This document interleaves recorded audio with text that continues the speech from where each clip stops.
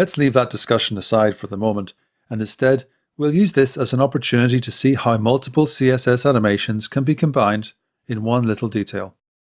So do go easy on the infinite animations. In this case, it's quite a subtle animation.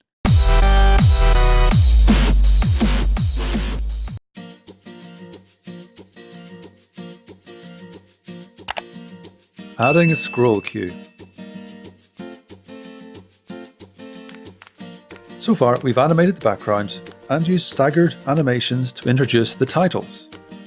The page is beginning to look pretty animated, but it leaves just one last piece, the scroll queue. In this lesson, we're going to add a subtle cue to the bottom of the page that lets people know that they can scroll to see more content. We'll use animation to make it easier to notice. Whether we need an arrow to tell people to scroll is a topic for debate. Some would suggest that it's no better than a sticky plaster, and that a better idea would be to design the layout of the page in such a way that scrolling is more obvious. Let's leave that discussion aside for the moment, and instead we'll use this as an opportunity to see how multiple CSS animations can be combined in one little detail.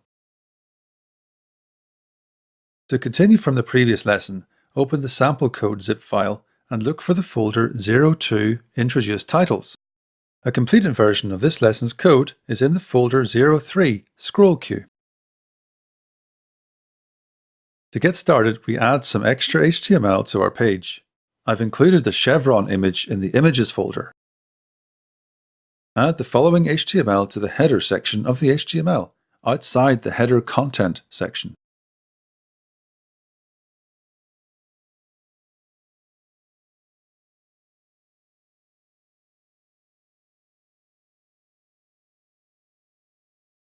We'll use this to position the image. Next, in our CSS, set up styles for the chevron's container. The container has the class header down arrow. We're positioning this absolutely.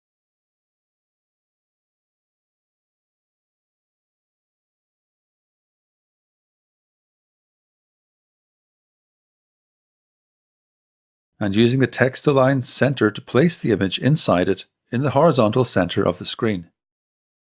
It's positioned 4% of the screen's height away from the bottom, so should be visible on all screens, whether they be desktop or mobile.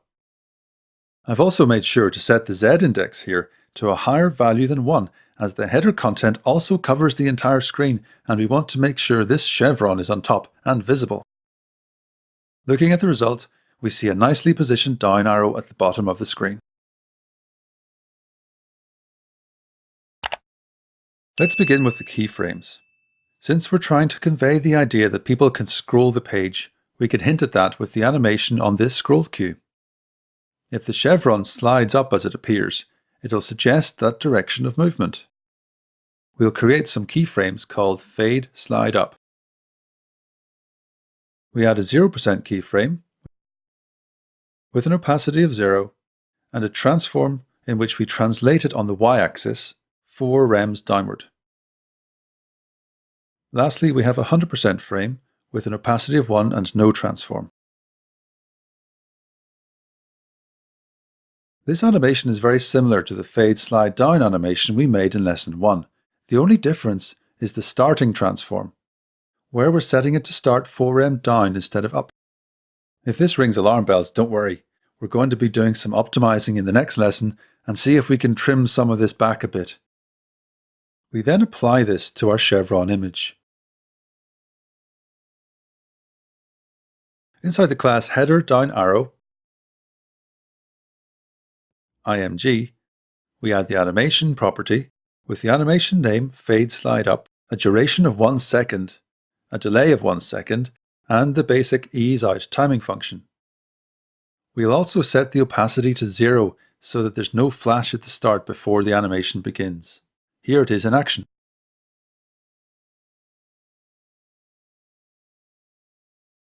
If you look carefully, you might notice that the chevron animates into place last. It finishes just after the last of the content has stopped moving.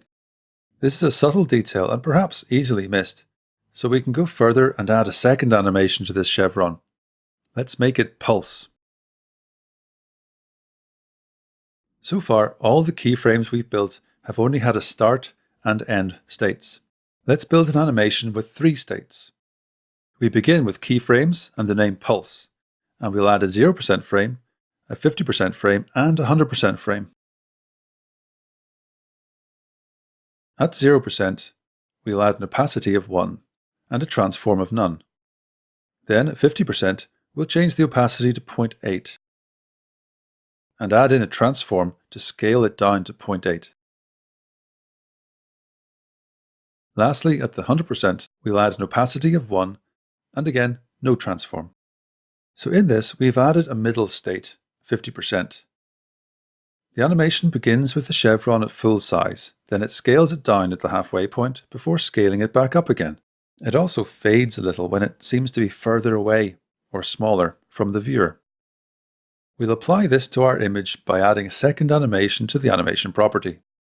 After the existing animation, add a comma, and then the name of the second animation, which is pulse, a duration of 2 seconds, a delay of 3 seconds, and then the timing function of ease out, and we're going to use an iteration count of infinite, so it plays forever. Multiple animations, like multiple backgrounds, are added by using commas. Each will stack and should work in parallel. You should be careful though, when more than one of the keyframes operates on the same property, such as transform, it can cause conflicts. I'm using a delay here of 3 seconds for the pulse animation to make sure it doesn't start when the fade slide up is animating. Since we're telling this animation to play forever, we don't need to specify the fill mode. We can see it in action here.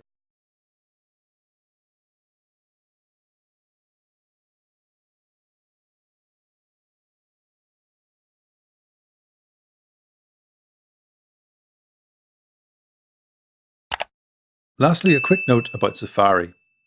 While the above works well in most browsers, such as Chrome, it runs into trouble in Safari. We can fix it by splitting these 2 animations up and applying one of them to the container.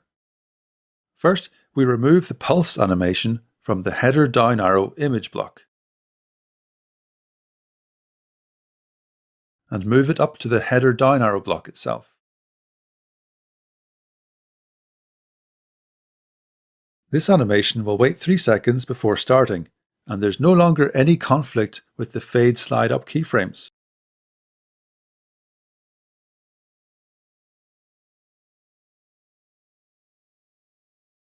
It's always tempting to go a bit crazy and make everything animate, but that's rarely a good thing for your visitors.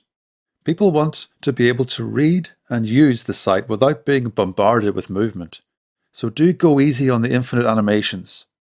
In this case, it's quite a subtle animation. Experiment with what works for you, but do dial it back to the point where the animation helps your visitors rather than gets in the way. In this lesson, we learned how to create keyframes with more than 2 steps. We combined multiple animations into one element and learned how to make an infinitely running animation. We've covered a lot so far, so in the next lesson, we'll take a step back and look at ways we can simplify some of our keyframes.